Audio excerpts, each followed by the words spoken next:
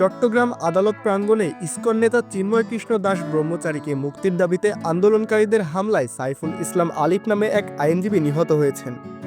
আজ মঙ্গলবার বিকেলে চট্টগ্রাম মেডিকেল কলেজ হাসপাতাল কর্তৃপক্ষ তাকে মৃত ঘোষণা করেন। হামলার এ ঘটনায় আহত ৭-৮ জনকে হাসপাতালে ভর্তি করা হয়েছে। ঘটনার সত্যতা নিশ্চিত করে চট্টগ্রাম আদালতের সহকারী public prosecutor Mohammad advocate Enamul বলেন, সাইফুল ইসলাম আন্তর্জাতিক ইসলামী বিশ্ববিদ্যালয়ের ছাত্র ছিলেন। তিনি ২০১৮ সালে জেলা আইনজীবী সমিতির সদস্য হন। পরে তিনি হাইকোর্টের আইনজীবী হিসেবেও নিবন্ধন পান। অ্যাডভোকেট মোক্তার উদ্দিন সাগর নামে এক আইনজীবী জানান, আমার চোখের সামনে অ্যাডভোকেট সাইফুল ইসলাম আলিফকে কোপানো হয়েছে।